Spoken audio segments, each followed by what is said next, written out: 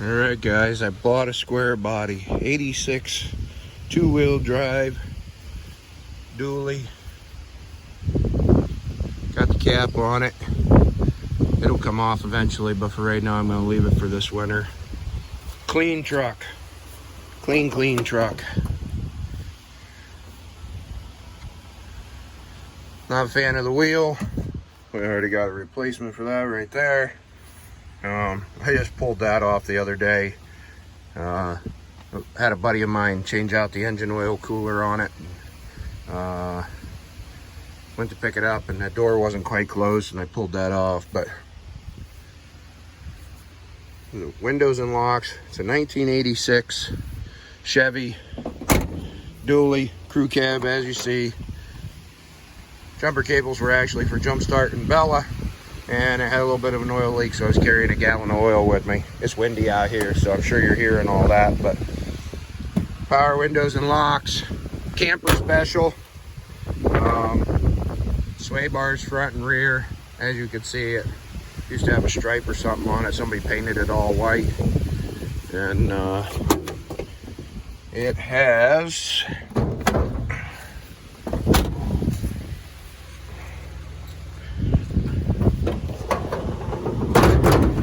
454. I'm not a fan of that either. It's going to come off of there. I got one ordered for it. Somebody's done some work with the vacuum lines here, and it was originally an AC truck. Somebody took it off, probably when they changed the engine. The guy that had it before me put these electric fans on it, and that's the control for it. It's an adjustable thermostat, but there's no marking on it at all, so I don't know how to adjust it exactly. I know they come on. Keep it cool, so I'm just going to leave it alone for right now. As you can see, it's a super clean truck for Pennsylvania, especially.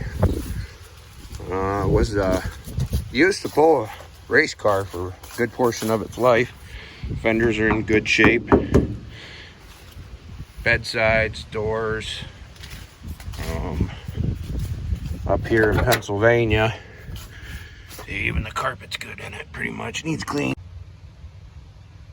Up here in Pennsylvania, these doors rust out. This one's got a little bit of surface rust, but shouldn't be too bad. Just go to start working on it, and a little bit of plastic in it here in the bottom. But listen to that bedside right there. It's a good truck. Good place to start, especially for the price that I got it for. Needs cleaned up. You can see the sitting under the trees and stuff.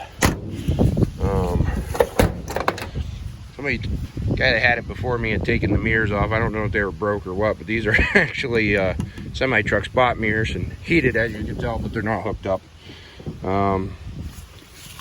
Like I said, in really good shape. Bottom of the door, bottom of the truck. He did a bunch of work to it to get it inspected. Exhaust was one of those things that he did. A big old fuel tank. He's got dual tanks on it, of course. Being a crew cab dually, you know, somebody leaked some oil in it. It had this homemade console, just sits on the seat. Somebody made for it, but it looks really good in there. I'm just going to leave it for right now. We'll eventually do things like a dash pad, and it needs new vents. These vents aren't the best. Yeah, see that one, I think, is broke down here at the post. Moving around down here, but this winter it's just gonna stay the way it is. I'm gonna leave it parked. Of course, I'm not gonna drive it in the winter, so the cap will come off. Look at that tailgate. Tailgate's in good shape. It's got that step bumper on it. As you can see, it's the only place that's really got any real bad rust is right where, of course, two different types of metal will do that. If anybody that owns a Peterbilt knows that. So here's the bed. These hinges don't stay up, or the shocks don't hold it up, so I'll rest it on my head here. But somebody had put a gooseneck in it, and there's a hole under there for that.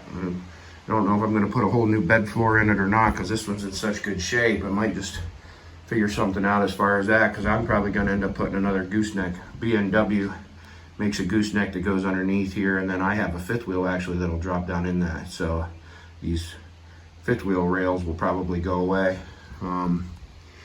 It's in good enough shape. I don't necessarily want to do a whole restoration on it. I would like to paint it. Of course, it needs cleaned up. As you can see, it's done a fair amount of sitting, but you got spare in there. And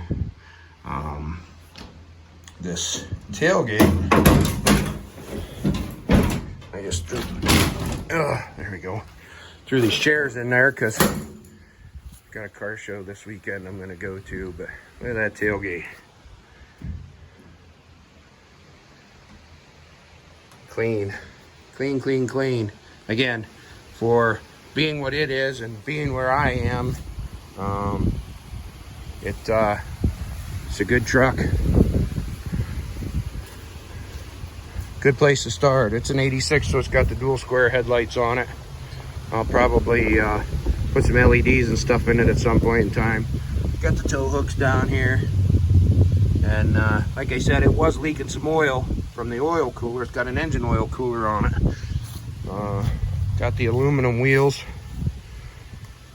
4 of them. The back inside ones are steel. That's just the way they came. But at some point I might put aftermarket wheels on it. It had dual batteries. Got the extra tray.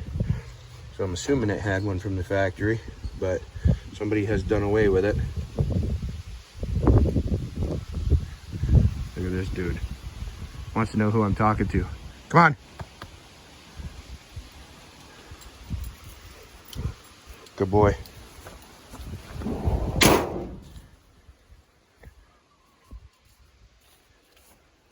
He's not a big fan. So let me do this real quick. There's a new steering wheel and the adapter for it. We're gonna put on later today. Hey, in the truck. Good boy. Now this hasn't ran all night. I haven't started it yet.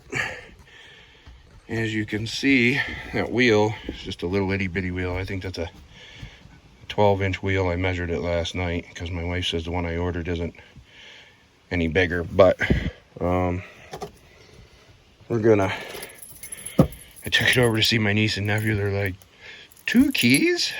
But anyway, pump it twice, actuate the clutch, or no, not the clutch, the choke. Hit the key, she fires right up. It's got a GM Goodwrench crate motor in it. As you can see, all the dome lights work and everything. He's not a big fan, doesn't seem to be anyway. But he gets in and he rides. He sits like that the whole time. But anyway, here's that console, cup holders. And somebody made this out of wood. A guy before me had a bunch of spare parts in it and stuff. But the dual tanks, and they work. I haven't filled both tanks yet, so I don't know what kind of, there we go. That's the left-hand tank. We'll switch it to the right-hand tank and you'll see it go back up. Maybe I'll fill them up today while I'm out and about with it. We're gonna take it over to my brother-in-law's house, or not my brother-in-law, excuse me, my brother's house. Gonna take it over to my brother's house and see if my nephew wants to help me change out the steering wheel here. It does have cruise. Of course, the cruise doesn't work from, I'm assuming, from the engine swap. Tilt wheel, it works. Windows and locks, the windows work, but sometimes it'll go up and then it'll just stop. That one will. And some of these, I think they just need work on the wiring, but I don't know if it's been running long enough. We'll idle it down. Yeah, there you go. It's idled down now. So here's this side of it underneath.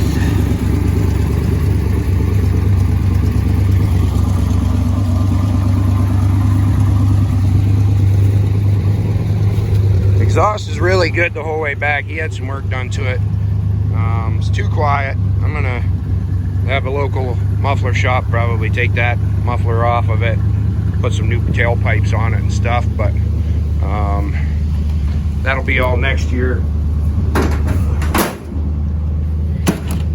If you know anything about these, you know it had lights right there. That's because it's a dually. So any vehicle over 52 inches has to have these lights on it. These three right here in the center particularly, from the factory. That's DOT requirement. Well, the guy that had it before me had to delete those so that he could get it inspected. So it's still got the roof lights. Like I said, it's got to have it. At some point in time, it had a visor, external visor on it. Got the tinted windshield. Still got the antenna in the windshield here. I don't know if you can see it on camera or not, going up through there right there, but everything works. I mean, for the most part anyway. Locks work.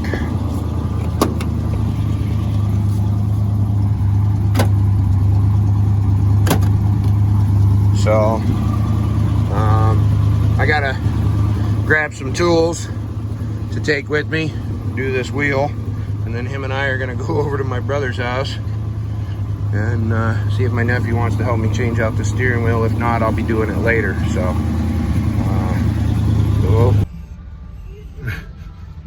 he sees people. We're at a gas station here. We're gonna put some gas in this thing and see if this left-hand tank gauge works well. I'm watching the dog over there, but anyway, see if this thing works. Make sure that the left-hand gauge works because you know, again, it's easier to put gas in the driver's side. So we're gonna give it a shot.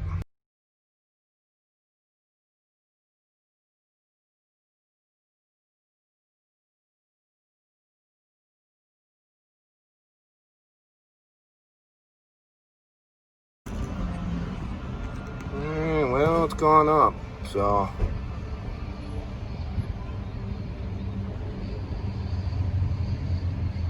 may have had more in that tank than we thought.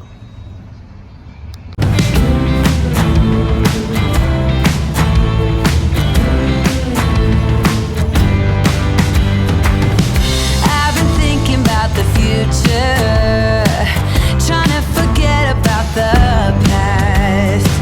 So many ways that I could change for the... Well, there you go. 65 bucks. 20 and a half gallons. So, just in the left tank. So, get in here and see what we got. Boy, that 454 fires right up. And it's showing way over full, so, which I filled it right to the top of the neck. So it's shut off. So, when we flip it to the right tank,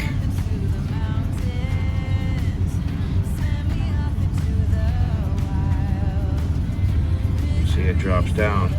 I don't think there's a crossover tube on this, so we'll just leave it on the left tank. We'll just run the left tank, because I'll probably delete that right tank whenever I start working on it. So anyway, at least we got a working gas gauge.